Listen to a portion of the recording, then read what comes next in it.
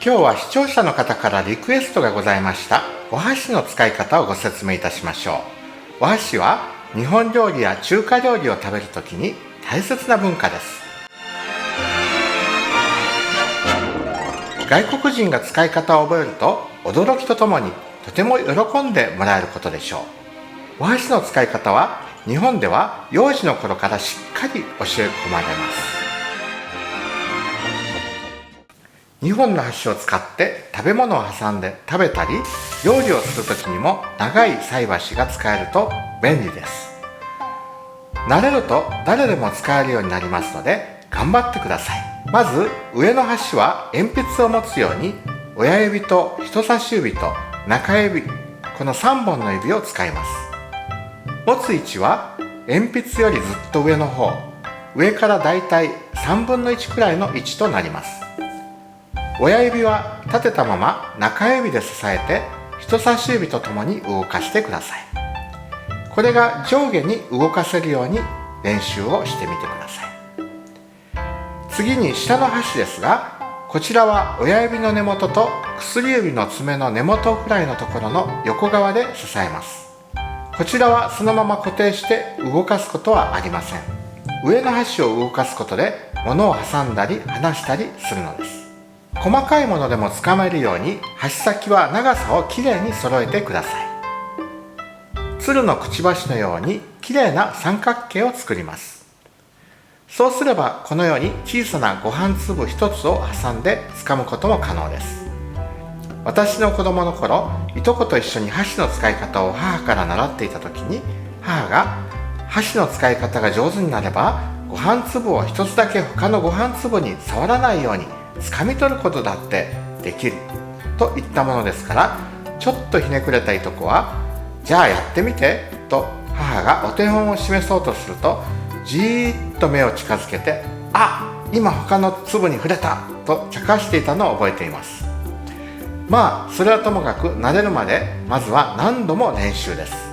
物を挟む以外にスプーンのようにすくうこともできますし、フォークのように麺を絡めたり、柔らかいものでしたら切り離す用途にも使えます。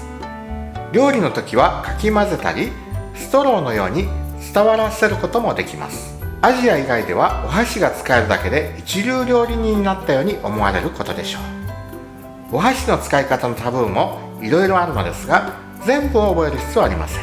外国人なら大抵のことは許してもらえるでしょう。いくつか挙げるとするならば、寄せ箸、差し箸、両手箸くらいでしょうか。私も動画の中でタブーを犯してしまっていますが、呆れられてしまうので絶対にこれでドラムのように茶碗を叩かないでください。箸をご飯やおかずに刺して立てるのもダメです。日本では枕箸といって、それは亡くなった方の枕元に大盛りのご飯に箸を立てる時の風習です。生きている人の前でそれをやることは失礼になってしまいます。お箸の使い方ではありませんが、日本と韓国の料理の食べ方の違いを知っておいてください。日本ではご飯やお味噌汁のお椀を持ち上げて食べますが、韓国ではそれががっついているようなイメージではしたないとされ、テーブルに置いたまま箸やスプーンですくって食べます。逆に日本では持ち上げて背筋を崩さないようにしながら口元に近づけて食べるのがマナーです。このように国によって違いがあるのは面白いですね。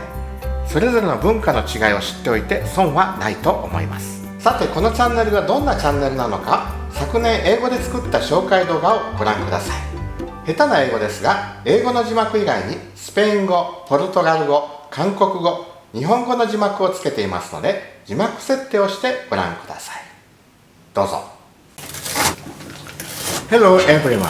This channel was born as a project to recreate recipes from 15 years ago by Makoto Hirata, amateur cook, son of Takeichi Hirata.A food expert from the Kansai region.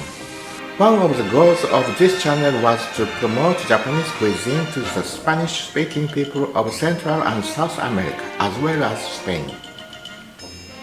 In less than 2 months, this channel reached 20,000 subscribers. It is still steadily growing, having been positively evaluated by most of its viewers. Comments range from "These are unique type of old videos" to I've found a gold mine to this is so far the best content I've found on YouTube. I'm honored by your comments. The next challenge is to make the delicious recipes left by Mr. Takeichi known to the world through English language subtitles. Showa Recipes Channel. Flavor the fancy food from the period of great economic growth in Japan live on in this era. Savor childhood flavors. Delight yourself with mother's recipes from America, incorporate into Japanese cuisine after the war. Taste fancy European food, incorporate into Japanese cuisine from French and Italian dishes. German also, Irish. Dessert and drink. Experience Japanese food arrangements of curry and pasta, Occidental cuisine staples in Japanese cuisine. Japanese cuisine is the most popular, delicate, and healthy in the world. Like Chinese food, which came into Japan via the ports of Kobe and Yokohama, as well as ethnic food from other parts of Asia. All the basic principles of the diversified modern cuisine can be found here. Aging His Mission is the Cooking Notebook, a rather uncommon cookbook from food expert Hirata Takeichi, who presents food from diverse parts of the world in the post-war era when the TV was giving its first steps.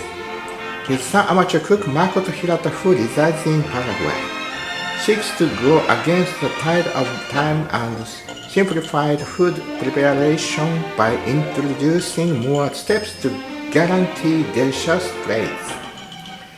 You should also try preparing these foods for more delicious than those of any restaurant for your own family. If you enjoy the content, please subscribe and support the channel. Goodbye, see you on YouTube. 以上です。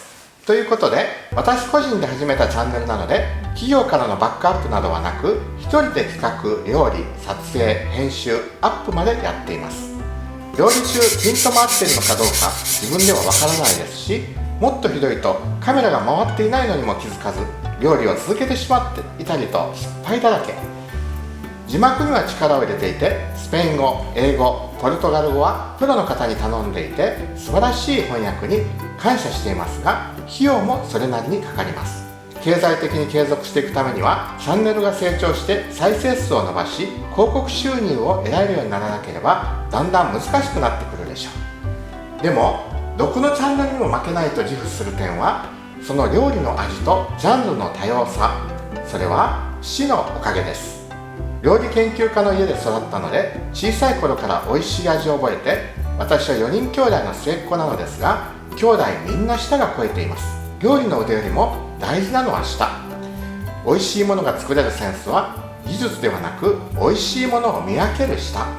これだけは子供の頃から養われていた一級品と自分では思っています。実際私の動画を見てレシピ通りに作って美味しいという評価をたくさんいただいていますし、私の家で食べていただいた方、皆さんから世界一の味だと絶賛の声をいただいています。動画ではそれがなかなか伝えられないのが残念ですが、それが分かればこのチャンネルの凄さがもっと多くの方に理解され広まることでしょう。そして父が残してくれたレシピの多種多様さが和洋中華エスニックフード、国と時代を超えて美味しいものを紹介するニッチなチャンネルを生み出しました。今後とも応援よろしくお願いいたします。食文化の共有に少しでも貢献できたらと頑張ります。このチャンネルがさらに成長していくために、皆さんからレシピのリクエスト、内容について拡散の方法などアイデアがございましたら何でもアドバイスください。お友達にもチャンネルを紹介していただけると嬉しいですし、コメント、評価、再生数と時間アップも増えれば増えるほど他の方へのおすすめ動画に上がりやすくなります。チャンネル登録まだの方はぜひよろしくお願いいたします。最後までご視聴ありがとうございました。ではまた次回、あさっての動画をお楽しみに。Nos vemos. Chao, chao.